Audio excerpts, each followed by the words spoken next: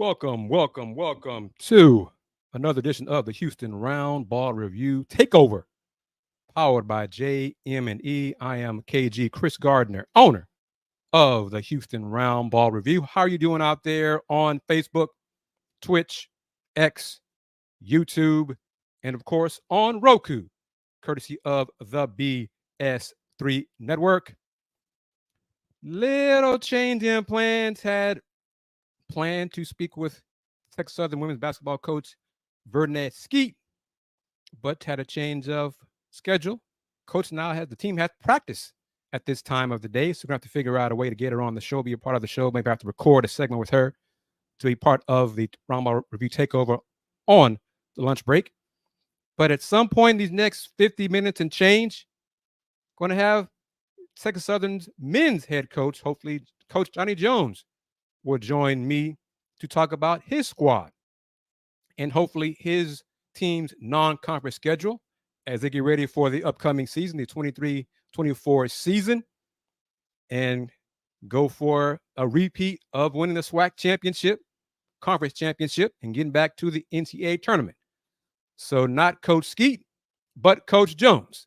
So we're still going to talk some TSU basketball here, just a little bit different. The ideal hope was to have both head coaches, Coach Skeet and Coach Jones, today, but we'll go with Coach Jones, and he'll join maybe 12:05, but he is slated to join when he can.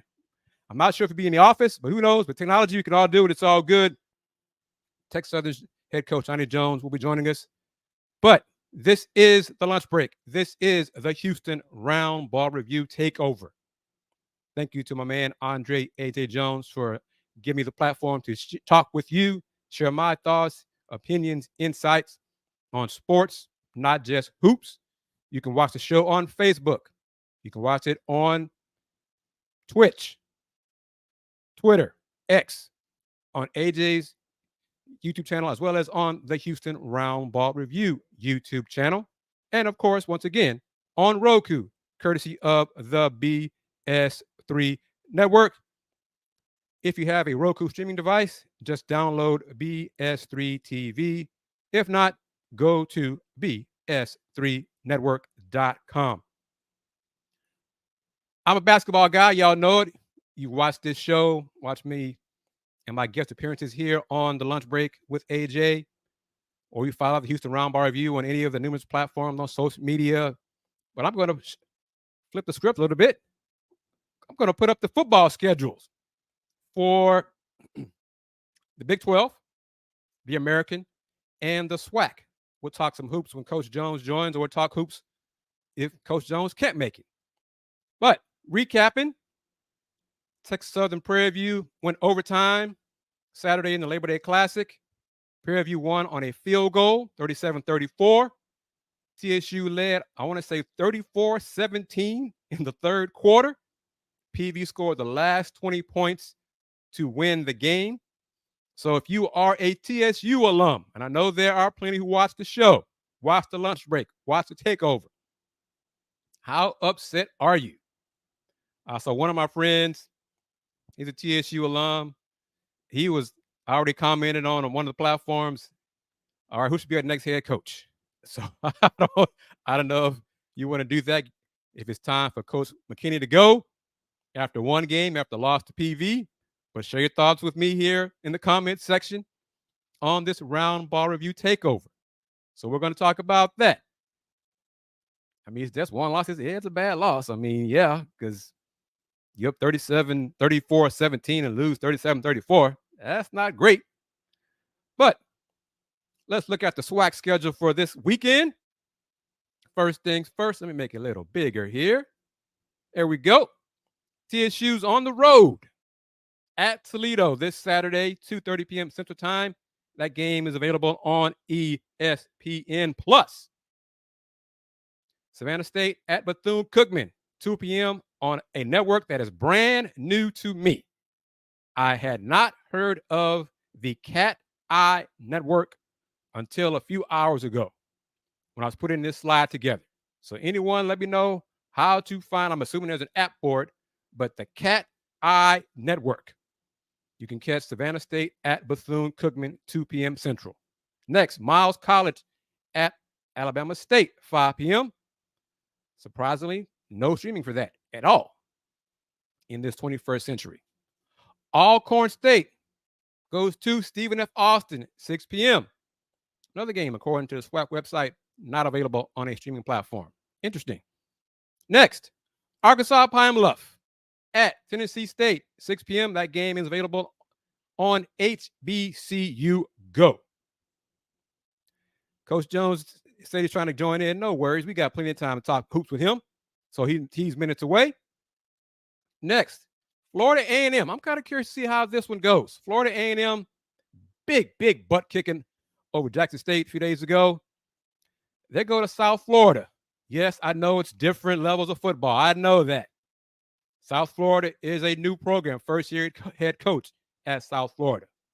But I just want to see how big of a difference in talent is there between FAMU and the Bulls of South Florida. That game, 6 p.m. on ESPN+. Jackson State looking to bounce back at Southern, 6 p.m. also on ESPN+. Prairie View hosting Abilene Christian. So PV gets a chance to bounce back. Let me see. I'm going to take a quick break here, help out Coach Jones, and we'll figure this out. But you are watching The Lunch Break on the BS3 Network.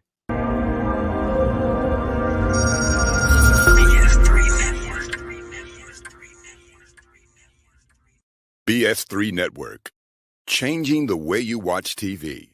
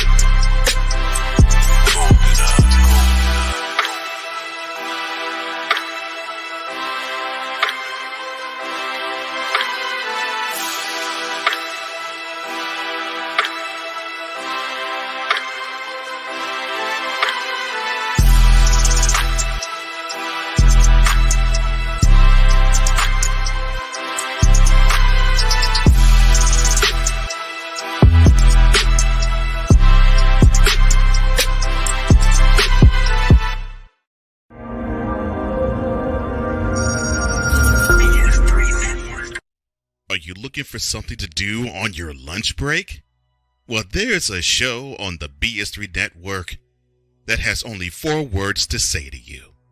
We ready. We ready. We ready for y'all. We ready. We ready.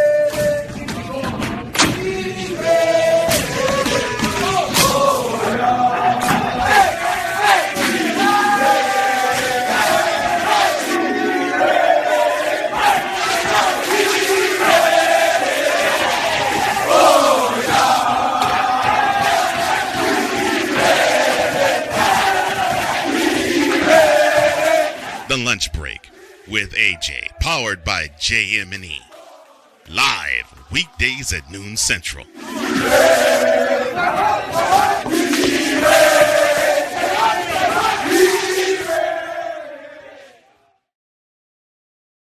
Welcome back. You are watching the Houston Roundball Review Takeover, powered by JM&E, streaming live on Roku via the BS3 Network. Working it out, Coach Jones should be joining us momentarily. Technology, you know how you just make it roll. That's how I do it here on the Takeover. We just roll with the punches. Good afternoon to Ben at BS3 Network. Getting back to the SWAC football schedule for this weekend. Abilene Christian at Prairie View, 6 p.m. PV trying to improve to 2-0 after their come from behind win over Texas Southern last Saturday in the Labor Day Classic. Lane College at Alabama A&M, 6 p.m. And then last, I'm just going to say this, just last, Grambling State at LSU at 6:30 p.m. That game is available on the SEC network. So that, well, I'm not expecting a lot from that one, but we'll see. All right, bringing him in, true to his word, head coach Johnny Jones. Coach, how are you? Doing great, and yourself?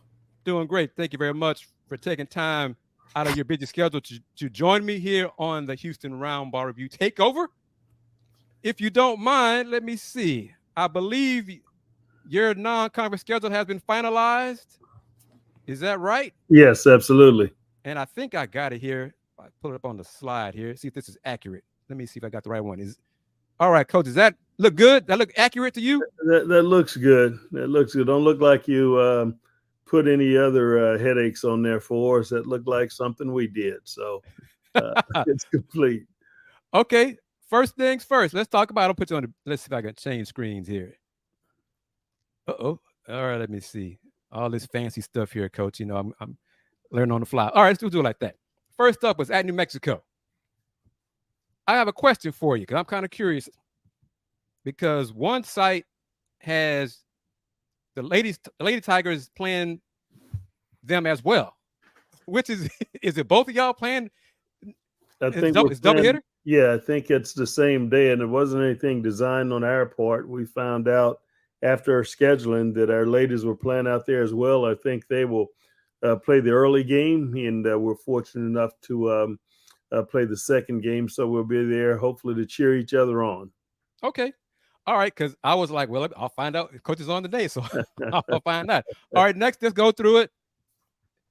At Arizona State, and that's part of the SWAC Pac-12 challenge series? Right, exactly, and that's kind of a home and home for us, and we're very fortunate last year to play well. Won there at the tip in right there at the buzzer against a very good Arizona State team. They went on to become a ranked team after that game. I think they peeled off maybe 8, 9, 10 victories in a row. He played exceptionally well in the Pac-10, and we've got to return that game, obviously, as you see, on the 11th of November. So it's the second game of the season. It'll be an early test for us, and it's a challenge we certainly look forward to.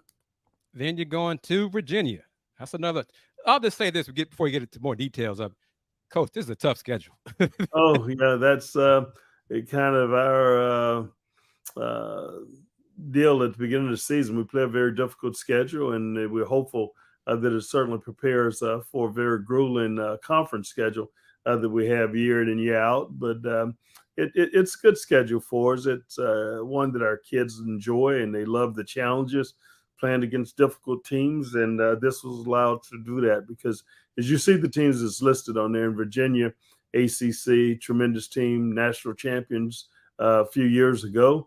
And then you got Creighton, who certainly is playing extremely well and always in the NCAA tournament. So big challenge for us, and our guys are obviously know that it's going to be a test for us, but it's nothing that we back down from, something we certainly look forward to.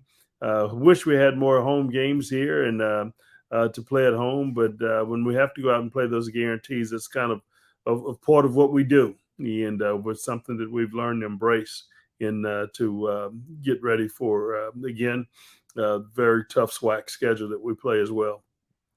Well, after finals, December 16th and December 17th in Las Vegas, part of the HBCU Challenge.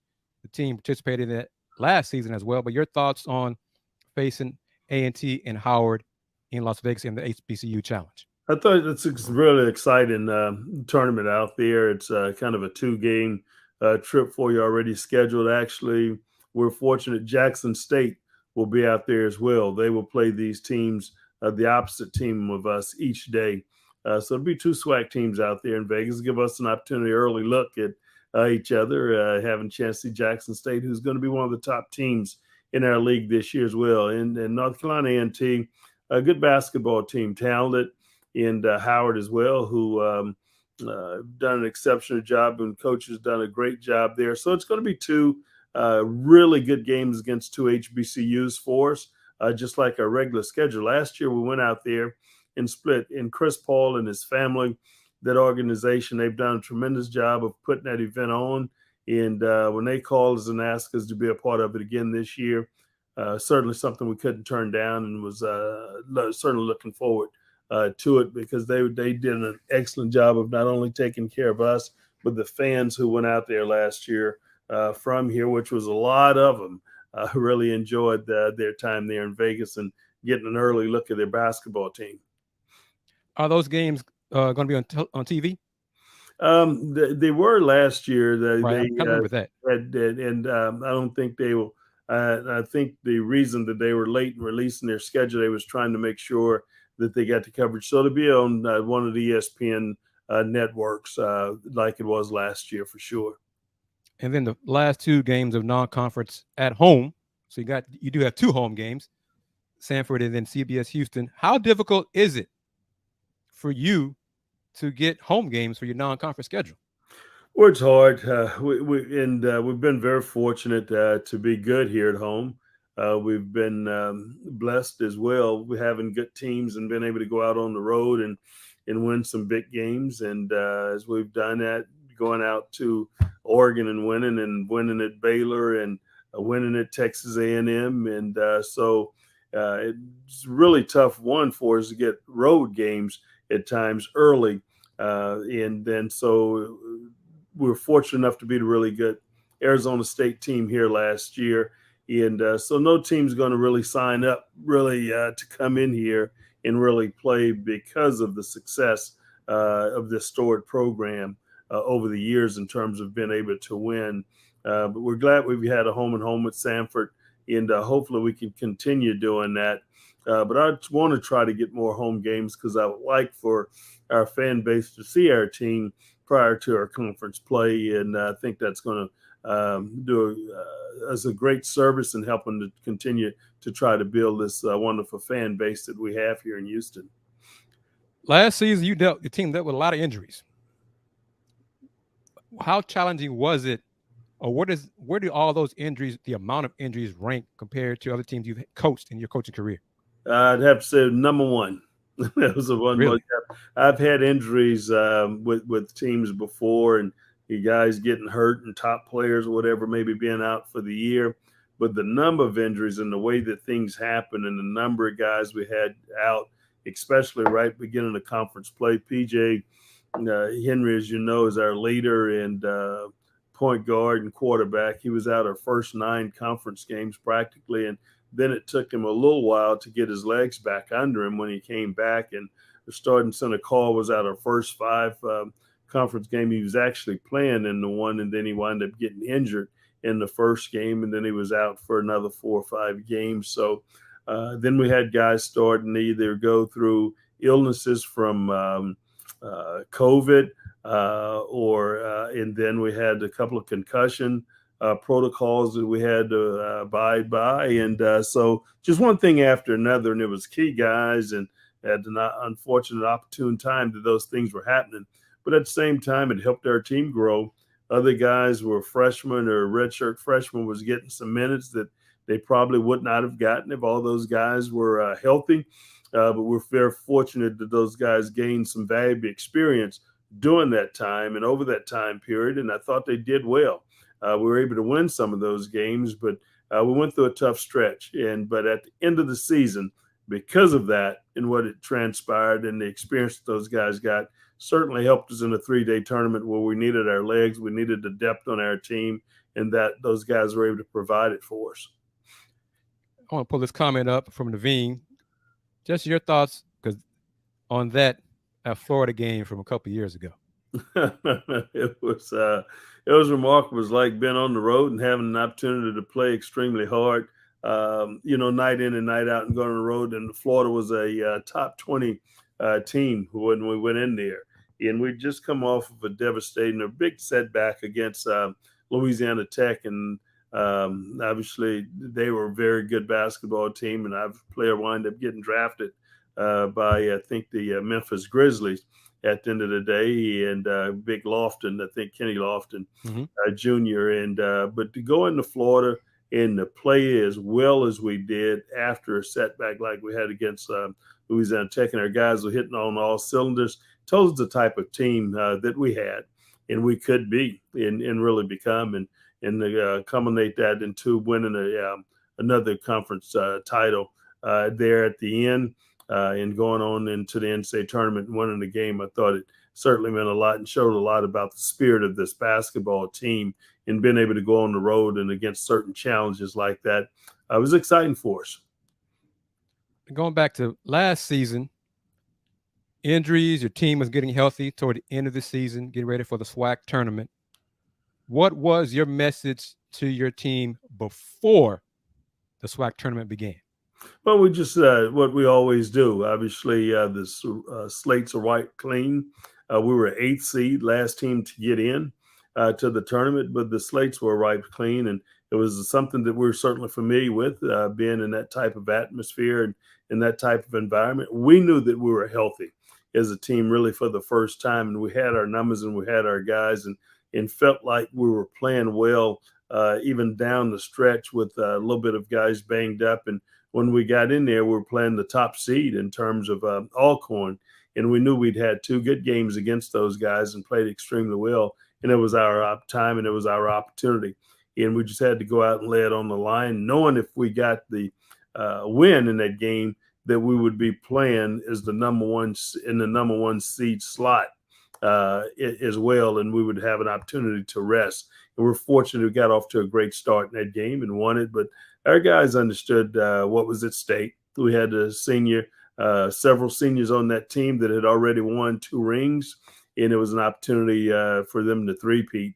And I tell you, they really stood out and did a tremendous job, and they rallied around each other, and it was great for us. But my only message was to go there, lay it on the line. We've got an opportunity. The door is open for us, and great things can happen if we just continue to play like we're capable of playing. And those guys did a tremendous job of boring their necks and playing extremely hard. And not too long ago, you and the team, last year's team, received your rings for a SWAC championship at the, I'm going to call it the TSU Fan Fest. What was that experience like? I'd say it was great. It was in a place that first annual Fan Fest that we had, and it was a way that we were going to welcome all 16 sports and introduce them to our fan base here. And it was open to all the students and the fans here around the city.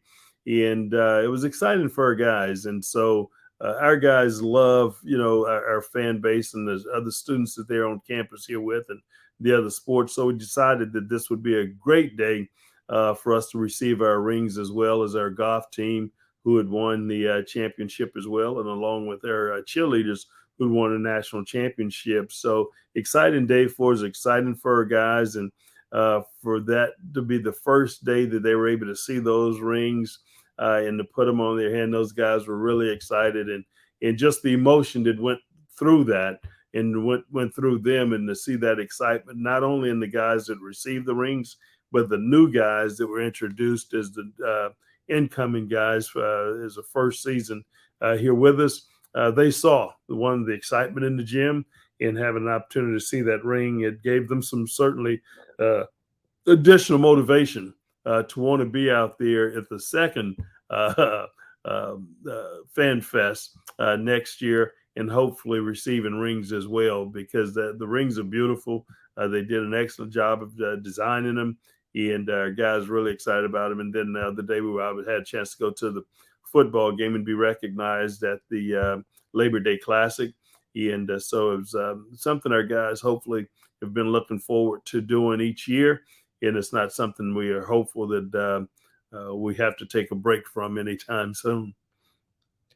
And it was the first Fan Fest that you just said. Hopefully have a second Fan Fest.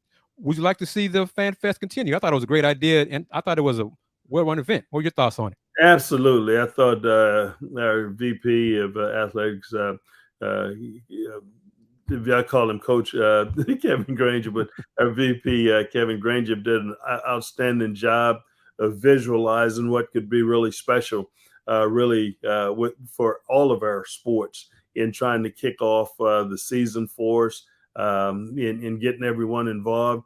And I thought it was incredible for him to be able to bring those sports and reaching out and doing all those things to try to engage our fans, the student body as well.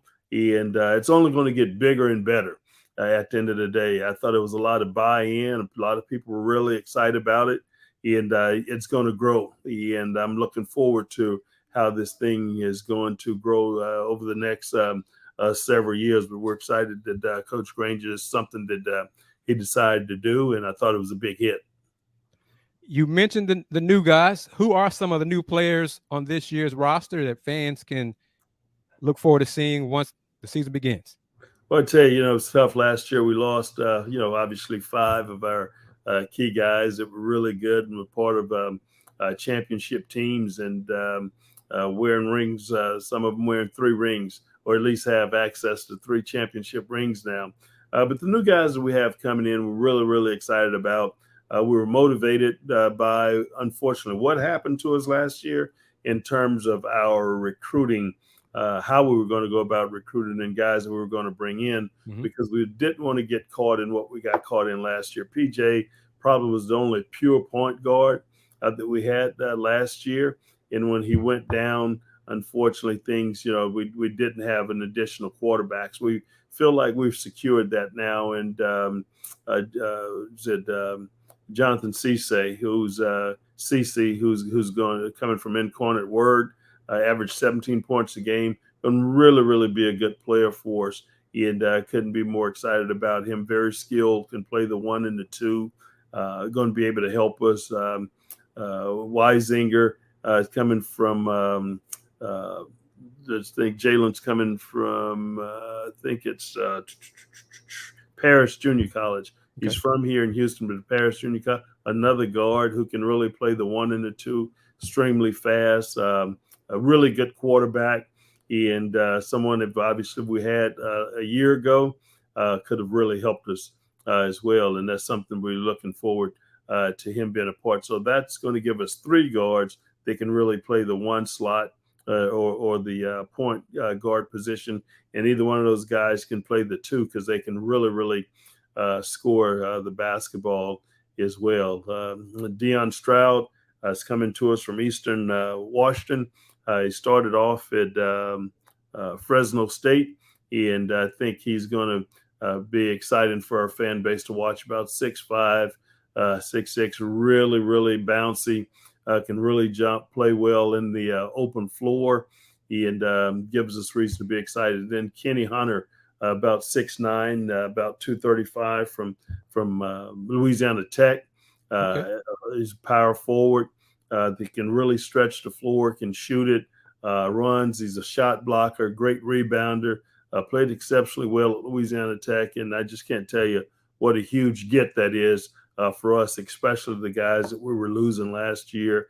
And to have him to be able to come in here at the caliber player he is, I couldn't be more excited. And then Jamar Young transferred from SMU to Memphis a year ago, didn't play, redshirted, but he's 6'10", probably about 245, active, big guy on the block that I think will play well, going to take up a lot of space in there, can block shots, rebound, finish inside. So that's going to help us inside, because we're really knowing that we had to do a great job of bringing key guys in because the caliber players we lost from a year ago. And then Xavier Ball was on our team but sit out last year because of surgery. And he's healthy and really shooting the ball well. Probably one of the best shooting big guys that I've had at any level, at any school that I've been. And he's probably about 6'7", 6'8", and I think our fan base really going to be excited really about him. And so our folks got a lot of reasons to be excited this coming season. But that new group of guys certainly going to give us some of the depth that we did not have a year ago. And I'm excited about the new guys, the young cats that we had a year ago that's returning as well. I was going to ask you, who you got coming back? Who are the returners? Well, obviously PJ, our quarterback, who was MVP of our conference last 2 years in the conference tournament, played extremely well. We saw how we really couldn't operate well without him because of what happened there to begin a conference play when he was hurt. And PJ's been phenomenal and probably have had the best summer off season that he's had since we've been here. And so last year coming up, and he's really worked hard and got his body right. And our early workouts, he's been really key and been exciting to watch. Give us reason to be excited. Then Kobe Granger returning back. Kobe had a lot of bright spots for us last year, became one of our key defenders out there. He had a lot of the tougher matchups for us as a redshirt freshman last year, now coming into a sophomore year. But heck, we go down to play at Southern last year, and he wound up having 29 points on the road. Missed a couple of free throws there at the end where he could have had a 30-point game, but thought he played really well defensively, offensively, shot the ball well, kind of came into his own last year, which was good for us. And then Keelan Farouk, who had been playing power forward for us most of the year as a backup. When we lost our point guard in PJ, we moved him to point guard because he had played it at high school, and he went down and were able to beat Alabama State and Alabama A&M on the road with him starting and playing at the point. And we thought he did. And those wins surprised folks. Yeah, absolutely. Yeah. That was big because without PJ and I think Jordan Gilliam, our other point guard at the time, he wasn't on the trip because he had a concussion. So we had to move him, and those were big games for us, and I thought he did well. And then at Hampton, against Hampton, I think he had a huge game in the HBCU challenge that was out in Vegas. So really good. Shakir O'Neal has had a good offseason, best offseason he's had since he's been here. And it really gives us reason to be excited because he's really coming into his own now, getting into his body. He's worked really hard in the weight room. He's had a good off season, and our early practice sessions that we've had, he's really shown a great deal of growth during these off seasons. So really excited about him as well. And Grayson Carter didn't play a lot last year, gave us some spurts, but he's healthy, 6'10", 6'11", now probably about 245, 250. Again, gives us some more depth there in the post that we didn't have a year ago. And then it was Chris Craig, who was a walk-on a year ago. He's back with us and played some major minutes for us last year.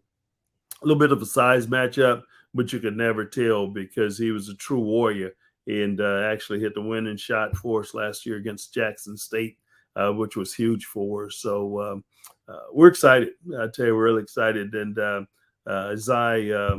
Zacharias Moultridge obviously played some moments for us last year with his athleticism and shown some good signs. He should be returning this year as well. And but that would be the makeup of our team outside of some of the walk-ons we will probably wind up having join our team this season. Coach, sounds like you got a good mix of height, size is in weight, and guards and wings. So that sounds like a deep team. I tell you, it is. It is. It's one of the deeper teams that I've had an opportunity to coach here. And they're not only deep and we have numbers, but these guys are really skilled. They love the basketball IQ, play extremely smart, plays it hard, have really good understanding of the game. And we've got a good nucleus of guys that are returning that are that way, basketball guys. And then with the influx of guys that we had through our recruiting, our staff did a phenomenal job bringing some guys in to go along with those guys. And one of the big things, you can be as talented as you want to be, but if you don't have your chemistry, it's not going to work. And the chemistry of these guys getting along like a little family atmosphere, how close they are, it's really shown early signs that we could certainly have a lot of fun this year. And I can tell you, I'm excited every day I leave from work, and I'm really encouraged and excited on my way to work because I know I'm going to have an opportunity to work with these guys and see them, and then really looking forward to another great year.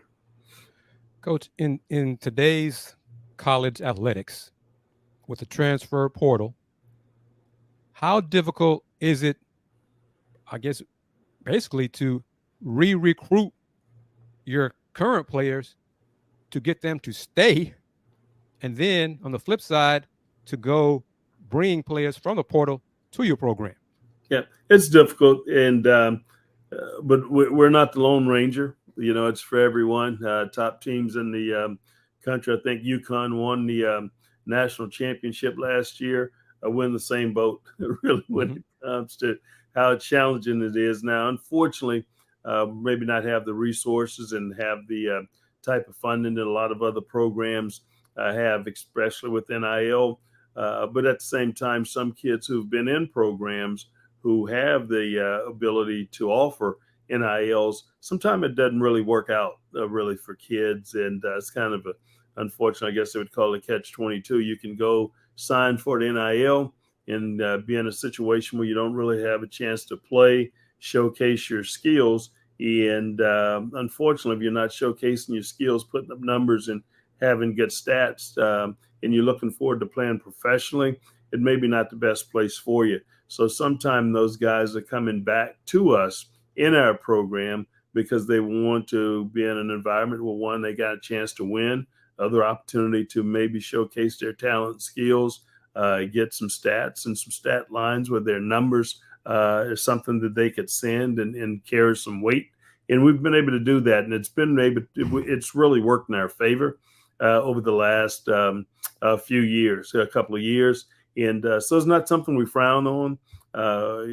Obviously, we don't have it, but we work with what we do have. And we've been able to build a very good, solid basketball team and program with that.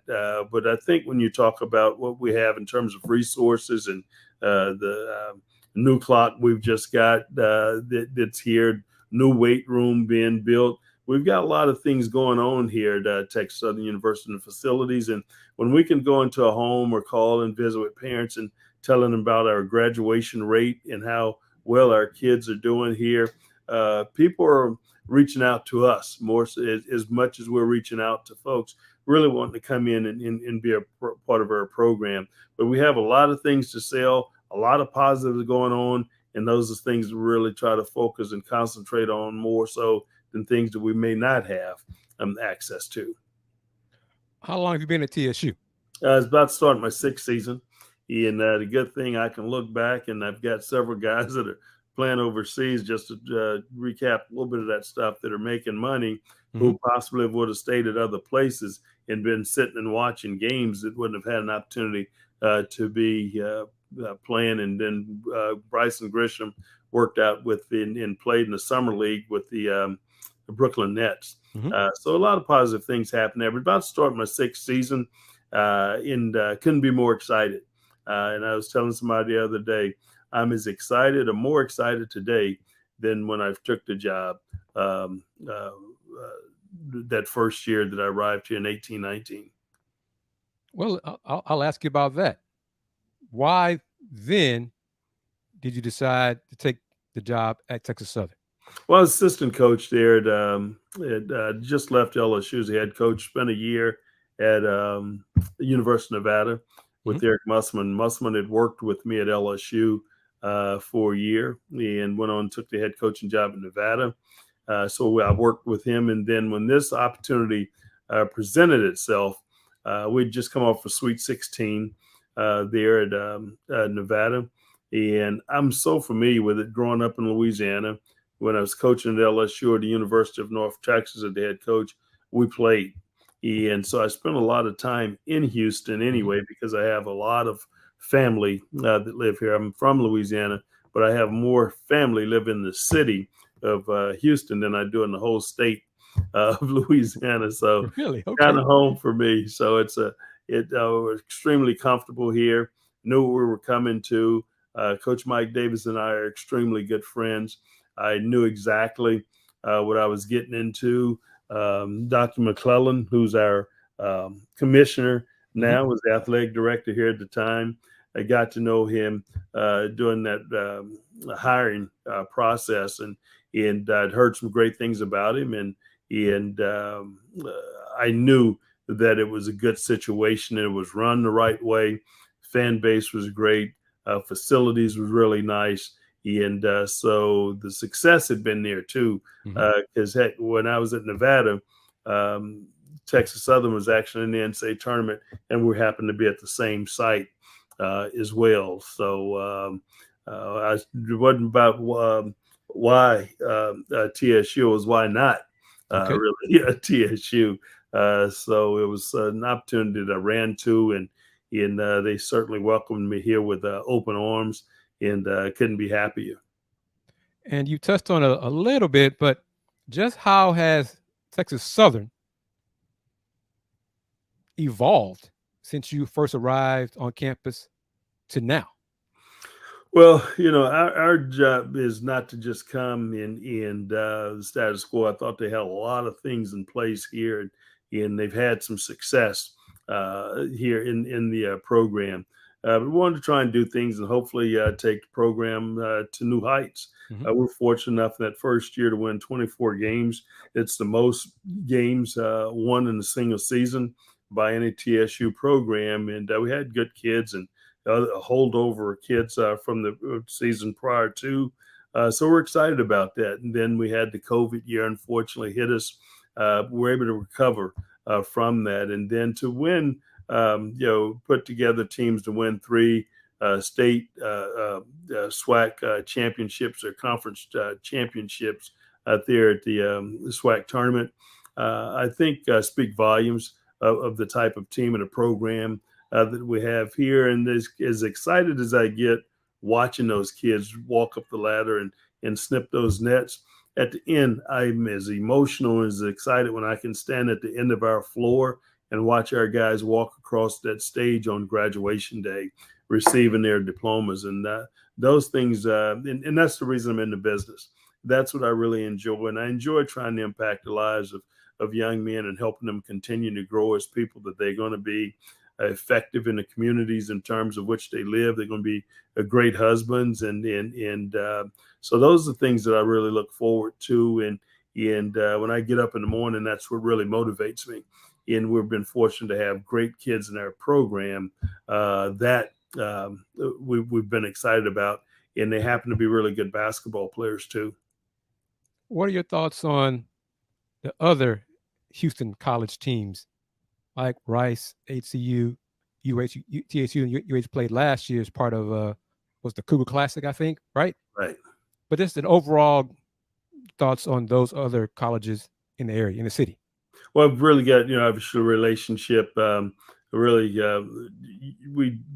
scrimmage each year pretty much with Houston Christian. I've got a good relationship with the coach there. Coach Sampson and I go way, way back. And from recruiting days when both of us were assistants.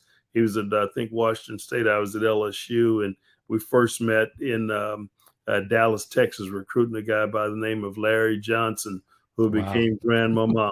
And so we've known each other for a long time, and we've always kept in touch. And being so close now in proximity, we do get an opportunity to spend some time with each other and see each other and talk. And he's one who helped us get Bryson Grisham over here a year ago. So that's about our relationships and being close. And I've had an opportunity to be at some events or outings, with the coach from Rice as well.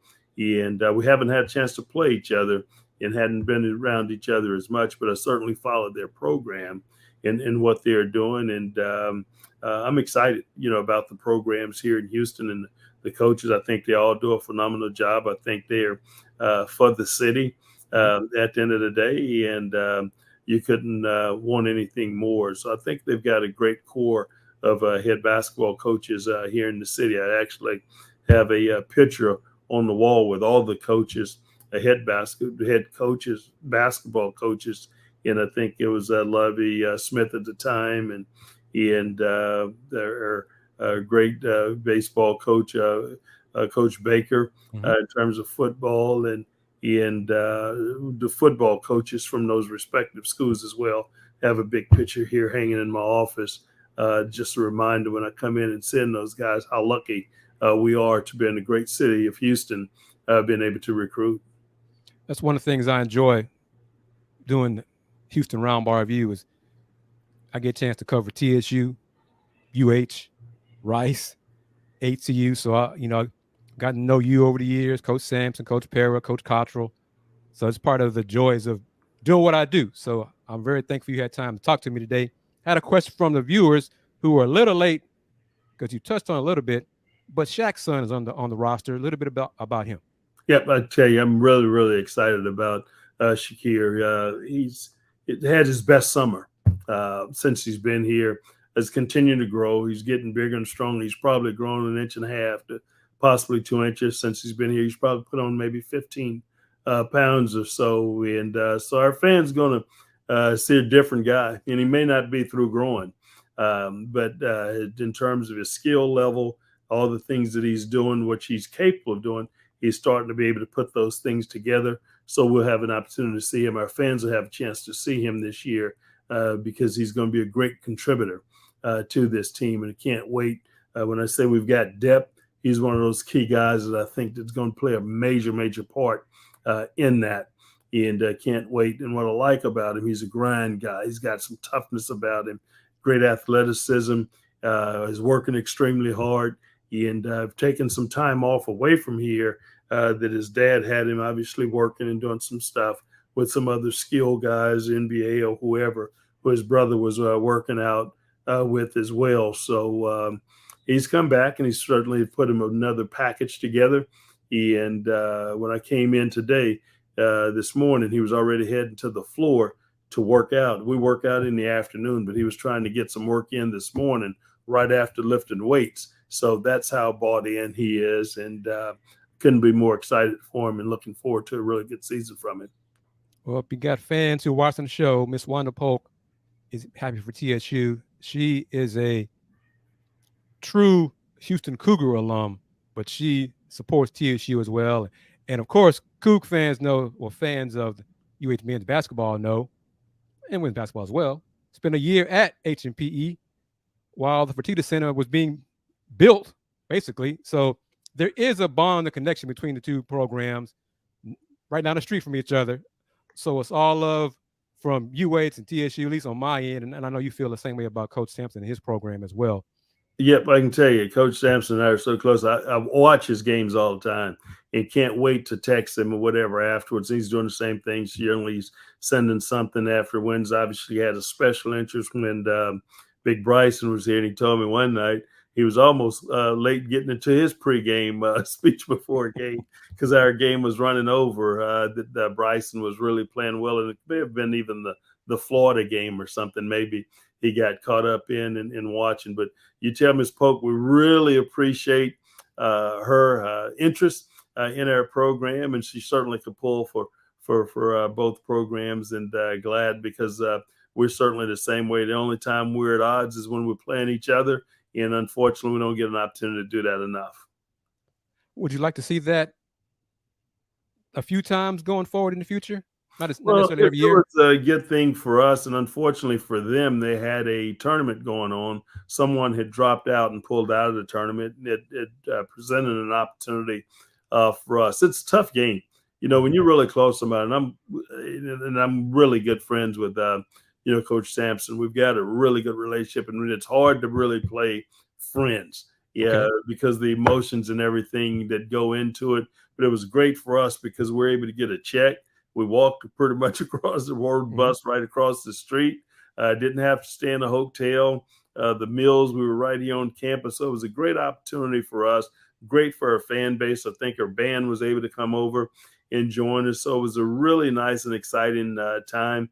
And it's something that I think is really good for us. But I know how great their team will be year in and year out. We'll hopefully continue to grow our program. And if another opportunity, something like that present itself, certainly I'll take advantage of it, but it's a really, really tough game. One, not only on the floor, but just the emotion going into the week of playing a friend. How about this matchup, Coach? TSU versus Rice. Naveen said it needs to happen.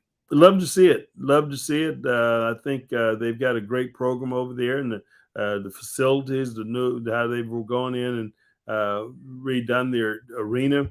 And so I think it'll be great. Be great for our fan bases as well. And I think it'd really be a good home and home series to have them be able to come to our arena as well. And we've got a great place here to play, and we'd certainly look forward to going over to their place and play. But Coach does a tremendous job of working his schedule. He knows how he needs to build his schedule for his team to be at their best. But that's certainly something we would certainly welcome. In these final minutes with you, Coach Jones, what do you say to recruits? Come to TSU. Come get an education and play basketball at Texas Southern University. Well, it couldn't be in a better city to be able to do that. All that we have to offer, one of the largest media markets in the country. When I can tell kids that should you come here, you've got all the sports from the Astros to the Rockets to the Texans, you name it. And a lot of times when these professional athletes come to town, they move here, and in retirement, they still live here. I talk about the dream. I talk about the other folks that are around here like Hakeem and those folks that just live here in the city of Houston.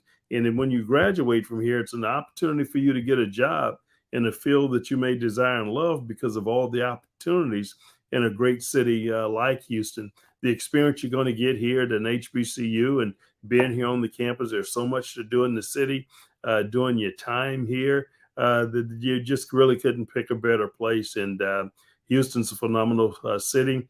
TSU is a great school to be at. And once guys are in here, how they've embraced it and fell in love, and some that have transferred in here and told me that they wish they'd have come here earlier, it gives us a reason to really be excited. And my goal when guys come in here, I hope they have the type of experience at the end of the day when things are over, when they say that they, Coach, if I had to all do over again, I'd come back and want to be a part of this program in TSU. We feel like our work has been done. Texas Southern men's basketball head coach Johnny Jones. Thank you very much, Coach Jones, for joining me today on the Round Ball Review Takeover. And I will see you during the season. Looking forward to it. Got me hyped, Coach, really. Well, Chris, I tell you, we couldn't be more excited. And we want to say thank you, too, for your coverage and how you promote and put things out there for Texas Southern University and our basketball program as well. You do a tremendous job, and really appreciate you. Looking forward to fans coming out. We're going to have another phenomenal year. We'll be excited to watch. It's going to be a fun team, and looking forward to it. Thanks so much for your time, and go Tigers. Thank you, Coach. You take care. You too. Thanks now. All right. Excellent. Excellent time with Coach Jones. And he did such a great job. Had him on for the whole show, basically. So that's great. A real quick recap. There is TSU's non-conference schedule. At New Mexico, first 7 games on the road. At New Mexico, at Arizona State, at Virginia, at Creighton, at Oral Roberts, at Drake, and then at Purdue. Ooh, boy, at Purdue. That should be interesting. Zach Edey and TSU's new big boys. Some guys 6'10", 240. And then they go to Vegas, December 16th and 17th for the HBCU Challenge. That's Chris Paul's event. And then finally get some home games to wrap up December. Home versus Samford on the 21st. And then home versus the College of Biblical Studies. That's what that is.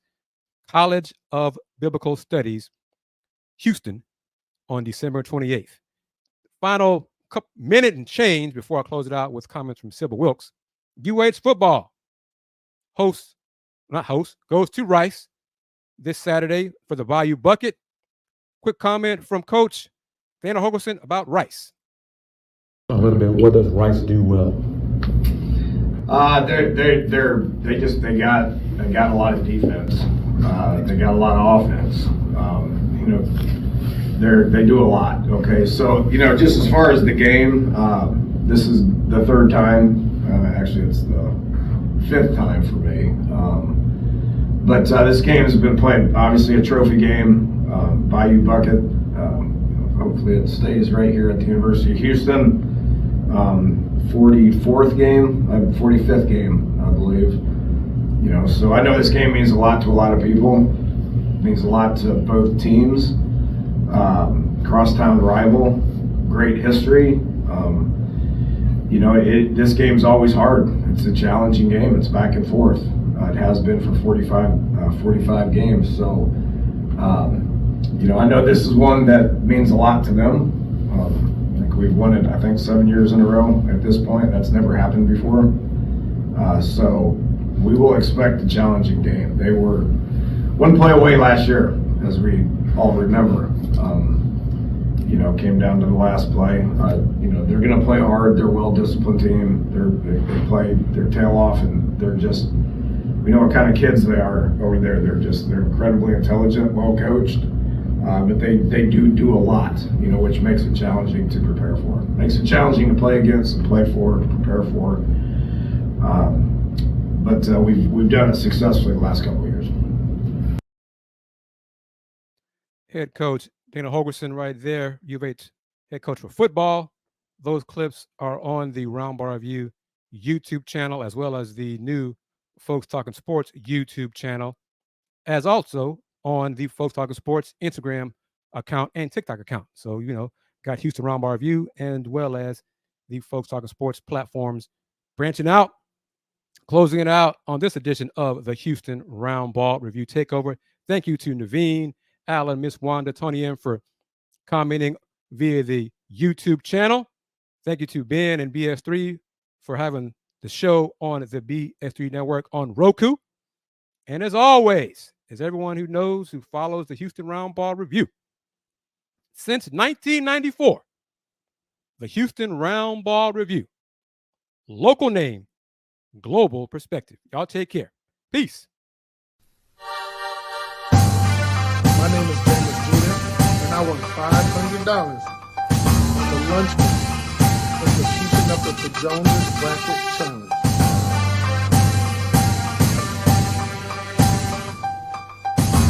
Sybil Wilkes with what you need to know. Today, it's Friday, September 8th, 2023. Number 1, the next round of COVID-19 booster vaccines could be on the move to an arm near you, pending approval Friday. Each dose could cost between $110 and $130, with insurance companies determining the out-of-pocket cost for those with coverage. The Biden administration states its new Bridge program should keep vaccines free for most uninsured Americans through next year.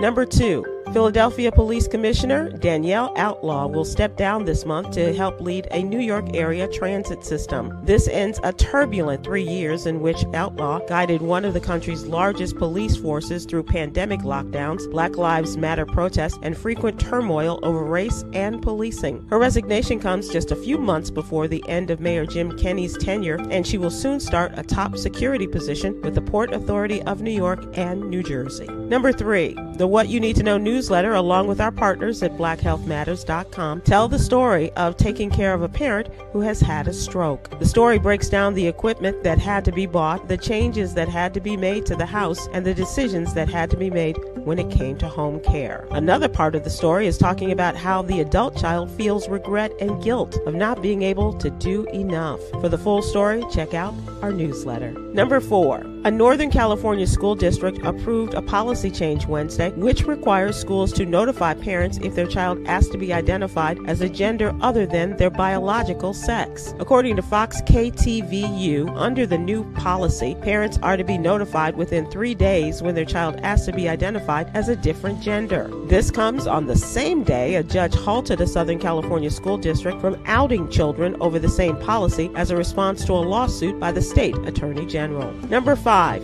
New York is famous for its bodegas or corner stores, but Larea Gaston is bringing the bodega concept to Atlanta. Located in the Ponce City Market, a food hall in downtown Atlanta, Larea's Bodega is the first of its kind plant-based grab-and-go market. With a goal of addressing food access and justice issues, the one-stop shop serves 150 to 300 customers daily and has become a gathering place for the city's arts community. All right, tastes good. Here's your daily inspiration from Yogi's Jewels. Life is a series of choices. Let's choose to pursue our dreams with all of the determination that we have inside of each of us. Thank you to our What You Need to Know partners, the American Heart Association and Black Health Matters. Barbara Scotia College and HBCU in Concord, North Carolina needs our help. The What You Need to Know team is asking supporters, alumni, and friends of Barbara Scotia to help them meet their immediate and pressing needs by donating to help Barbara Scotia rise. Please join thousands of donors from around the world who are stepping up to save one of the nation's oldest HBCUs. Visit SybylWilkes.com for more information. If you're living with pain and discomfort in your feet, legs, thighs, or buttocks, that may be a sign of a serious health problem. Peripheral artery disease, also known as PAD, is a disease of the blood vessels outside the heart. It causes reduced blood flow to the area of the body with the diseased blood vessel. Diabetes, smoking, and high blood pressure are strong risk factors for PAD each year. Approximately 150,000 leg amputations are performed in the United States, and most cases occur in people with diabetes and PAD. Talk to your doctor on how to manage your PAD, reduce your risk for heart disease and stroke, and prevent the loss of a limb. Learn more at heart.org/PAD. And check out a celebration of Black filmmakers rooted in the HBCU culture, November 10th through the 12th at Howard University's Blackburn Center. I'm Sybil Wilkes. Be informed, be empowered.